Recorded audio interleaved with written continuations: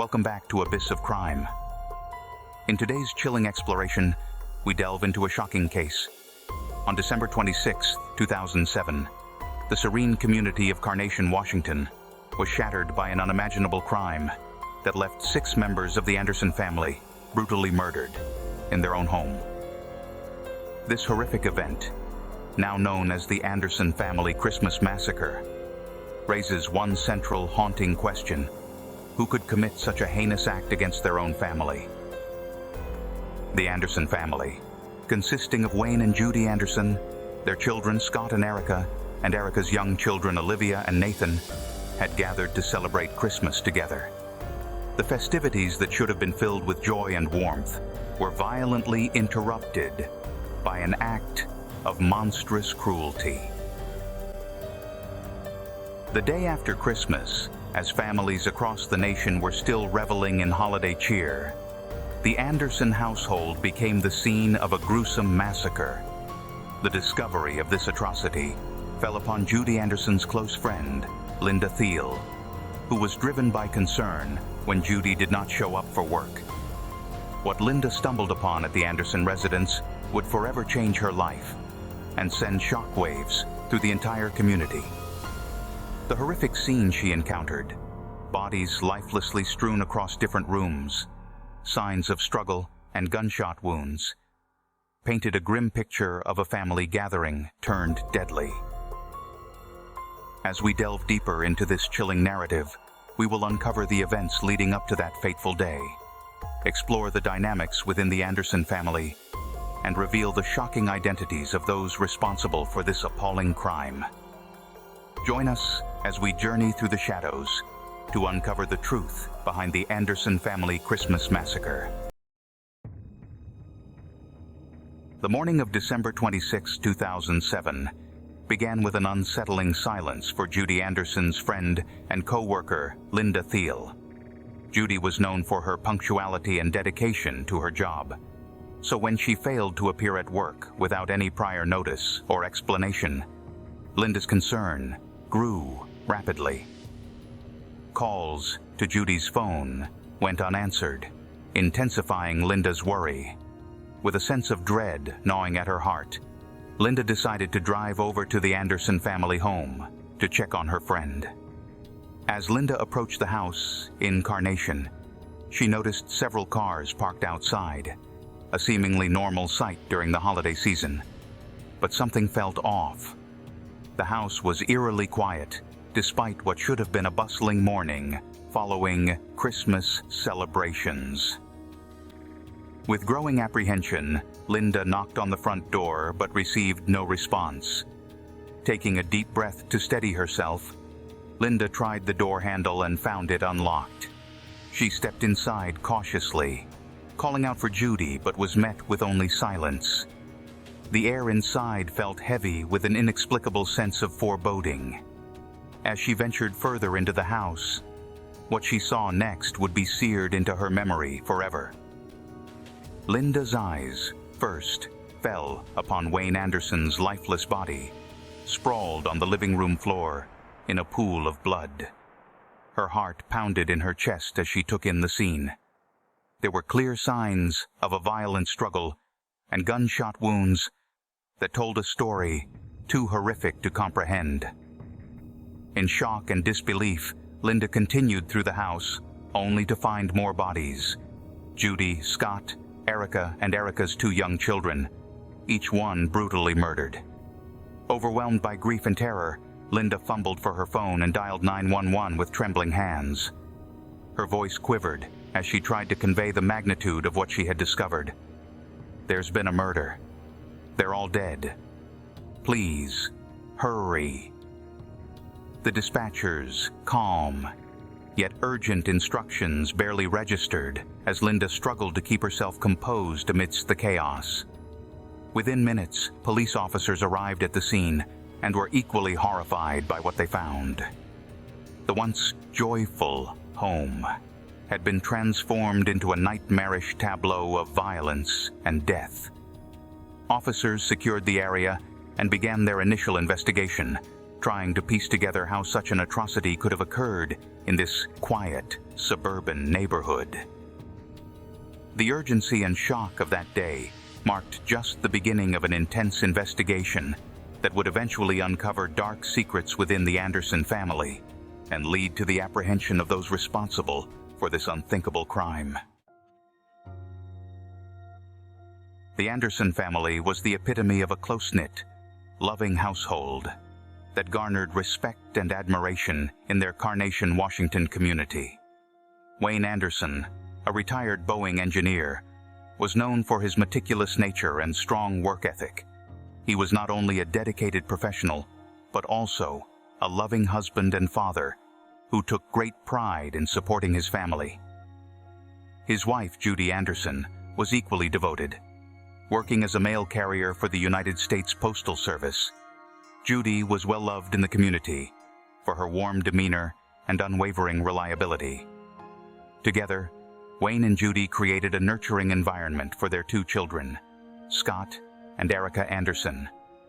Scott, the elder of the two, had served his country in the military and was transitioning back to civilian life. Known for his kind-heartedness and sense of humor, Scott was a dependable figure within the family. Erica, on the other hand, had embraced motherhood with open arms. She was a nurturing and loving mother to her two young children, Olivia and Nathan, who were just 5 and 3 years old, respectively. Erica's dedication to her children was evident in every aspect of her life, and she was described by friends as a warm and caring individual. Olivia and Nathan were the joy of the Anderson household, innocent, playful, and full of life. Their laughter filled the home, creating an atmosphere of love and happiness that was palpable to anyone who visited. Family gatherings, especially during the holidays, were marked by joyous celebrations, with the Andersons cherishing every moment spent together. Their picturesque property in Carnation served as the backdrop for many of these happy memories. The Andersons enjoyed gardening, hosting family barbecues, and celebrating milestones. They were regarded as pillars of the community, embodying the values of love, support, and togetherness. This image of a perfect family made the events of December 26, 2007, all the more shocking and incomprehensible. Behind the scenes, however, simmered unresolved tensions and unspoken grievances, particularly involving Wayne and Judy's youngest daughter, Michelle Anderson. These underlying issues would soon erupt into a tragedy that would forever alter the lives of everyone connected to the Anderson family. Michelle Anderson, the youngest child of Wayne and Judy, had always felt somewhat overshadowed by her siblings. While Scott and Erica seemed to effortlessly garner praise and admiration, Michelle struggled with feelings of inadequacy and resentment. Despite her family's efforts to include her, Michelle often felt like an outsider in her own home. Michelle's life took a significant turn when she met Joseph McEnroe. Joseph had a troubled upbringing, marked by instability and emotional turmoil. He struggled to find his place in the world and often felt disconnected from those around him. When Michelle and Joseph met through mutual friends in 2002, they quickly formed an intense bond, finding solace in each other's shared feelings of disenchantment and isolation. The couple's relationship was characterized by a deep codependency. While they provided each other with emotional support, they also amplified each other's grievances and frustrations. Joseph moved in with Michelle on the Anderson property in Fall City, and their reclusive behavior soon raised concerns among neighbors. They were described as standoffish and withdrawn, rarely engaging with the community. As the years passed, Michelle's relationship with her parents grew increasingly strained. Financial disputes became a common source of tension, particularly regarding rent payments for living on the Anderson property. Michelle felt that her parents were unfairly targeting her, exacerbating her feelings of resentment and isolation. Joseph, meanwhile, was described by acquaintances as quiet but brooding. He harbored deep-seated anger and emotional distress, which he rarely expressed openly. Friends noted that he appeared to be under significant stress, but Joseph's reticence made it difficult for anyone to truly understand the extent of his inner turmoil. In the months leading up to Christmas 2007, the tensions within the Anderson family reached a boiling point. Michelle's grievances with her parents, coupled with Joseph's emotional instability, created a volatile situation. Despite outward appearances, the Anderson household was a pressure cooker of unresolved issues and simmering resentments. As the holiday season approached, Michelle and Joseph began to isolate themselves further, their behavior becoming increasingly erratic. The couple's escalating discontent and growing sense of alienation set the stage for the tragic events that would unfold on December 26th. Michelle Anderson and Joseph McEnroe's relationship was marked by a series of troubling developments that ultimately led to their heinous crime. Michelle, harboring deep-seated grievances against her family over financial disputes, found a willing accomplice in Joseph. Together, they plotted and executed a brutal massacre on Christmas Eve 2007, targeting Michelle's parents, brother, sister-in-law, and young niece and nephew. Their actions shocked the quiet community of Carnation, Washington, leaving an indelible mark on all who knew the victims. This case underscores the devastating impact of unresolved conflicts and the dark potential that can lurk within seemingly ordinary lives.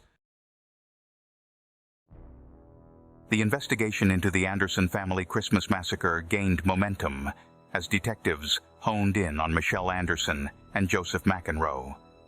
The couple's reclusive behavior and strained relationship with the rest of the Anderson family were significant red flags. Law enforcement officials began to closely monitor their movements and interactions. On December 28, 2007, just 2 days after the discovery of the bodies, Michelle and Joseph were arrested at a local convenience store. Their demeanor during the arrest was notably detached and unemotional, further raising suspicions about their involvement in the crime. Both were taken into custody for questioning, and it wasn't long before the cracks in their facade began to show. During the interrogations, Michelle and Joseph's initial denials quickly gave way to confessions as the weight of the evidence against them became undeniable. Michelle, driven by years of pent-up resentment and financial disputes with her parents, admitted to orchestrating the murders. She detailed how she and Joseph had planned the attack for weeks, acquiring firearms and carefully selecting the time to strike. Joseph's confession mirrored Michelle's, revealing his deep-seated emotional instability and codependent relationship with her.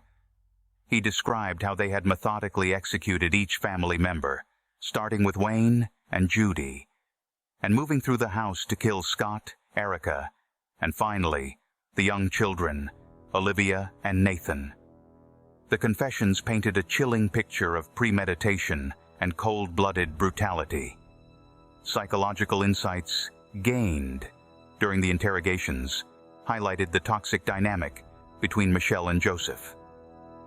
Michelle's feelings of inadequacy and resentment toward her family were exacerbated by Joseph's influence, creating a dangerous cocktail of emotions that culminated in the massacre. Joseph, who harbored his own emotional scars and instability, found a sense of purpose in Michelle's grievances, leading him to participate in the horrific crime. The confessions provided law enforcement with the final pieces of the puzzle, confirming the theories that had emerged during the initial investigation. Michelle and Joseph's detailed accounts of the murders left no doubt about their guilt, and the collected forensic evidence corroborated their statements. With Michelle and Joseph in custody, the community of Carnation could begin to process the shocking betrayal and violent loss of the Anderson family. The arrests marked the beginning of a lengthy legal process that would seek to bring justice for the victims and provide some measure of closure for those left to grapple with the aftermath of the massacre. The Anderson family Christmas massacre left an entire community grappling with the question, why? What could drive Michelle Anderson and Joseph McEnroe to commit such a heinous act against their own family? The motives behind the murders are a complex web of personal grievances, financial disputes, and psychological factors. Michelle Anderson harbored a deep-seated resentment towards her family, particularly her parents, Wayne and Judy. Growing up, Michelle felt overshadowed by her siblings, Scott and Erica, who seemed to effortlessly garner praise and admiration. This sense of inadequacy festered over the years, creating a chasm between Michelle and the rest of her family. Financial issues further strained Michelle's relationship with her parents. Living on the Anderson family property, Michelle and Joseph faced constant disputes over rent and financial responsibilities. Michelle felt that her parents were unfairly targeting her, exacerbating her feelings of resentment and isolation. These grievances became a recurring topic of her conversations, painting a picture of a young woman who felt perpetually wronged and marginalized.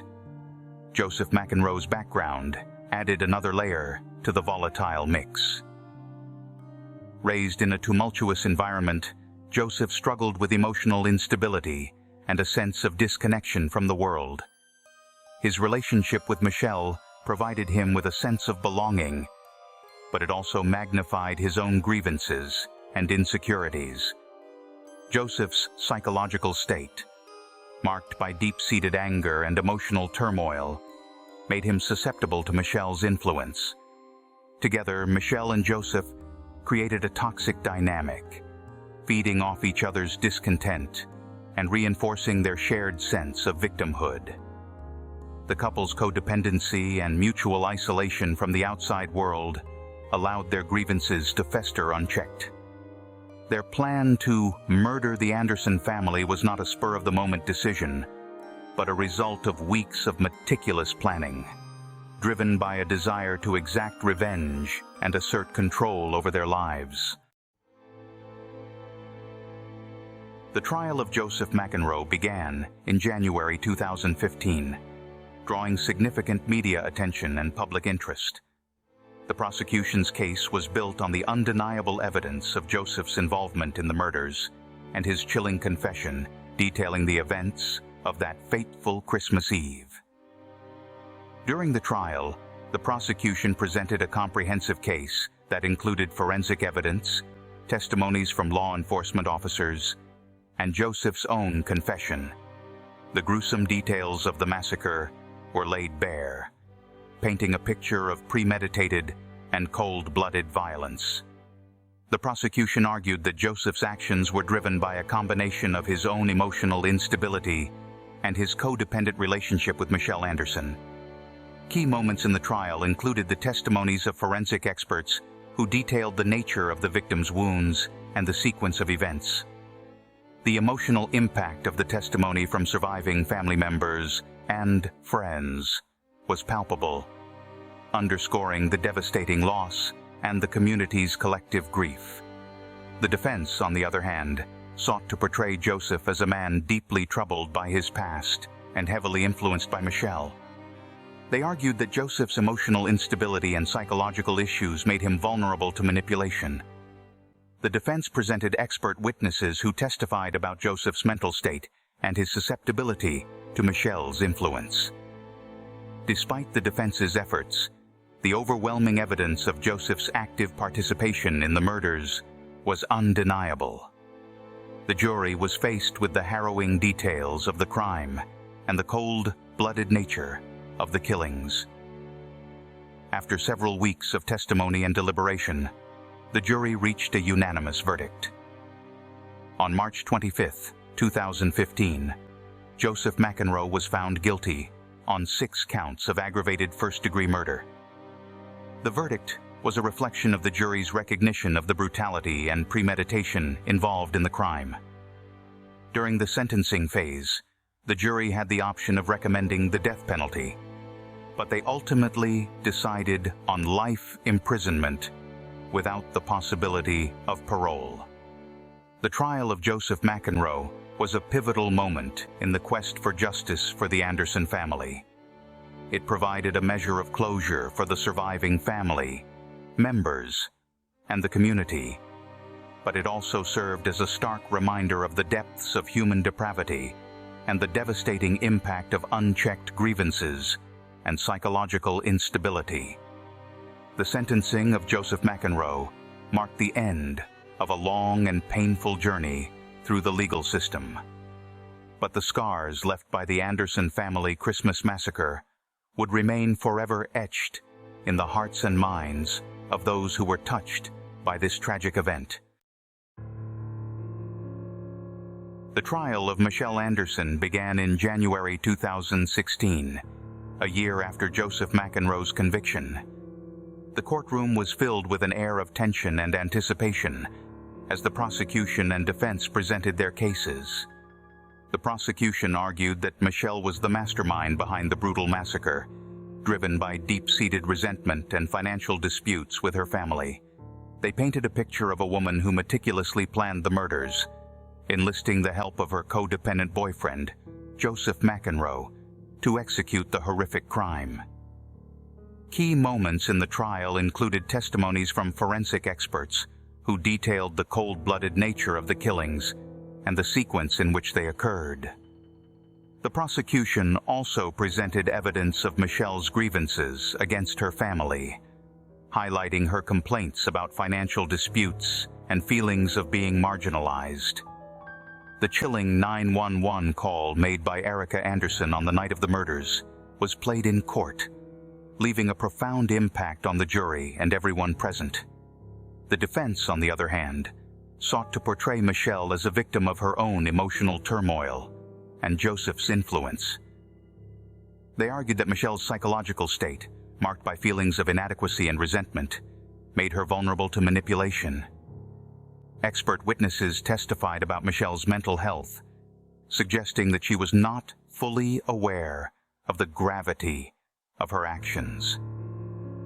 Despite the defense's efforts, the overwhelming evidence and Michelle's own confession left little room for doubt.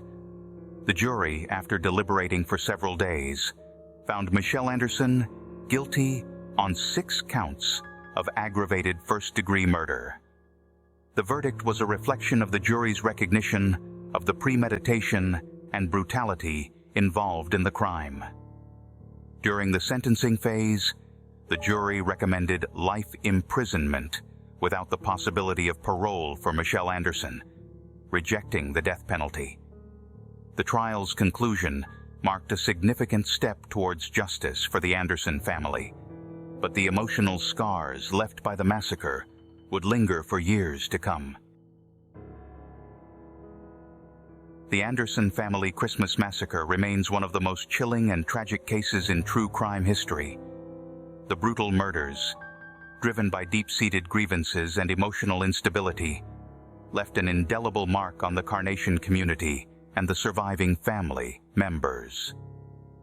As we reflect on the events that unfolded and the subsequent trials of Michelle Anderson and Joseph McEnroe, we are reminded of the devastating impact of unresolved conflicts and psychological distress.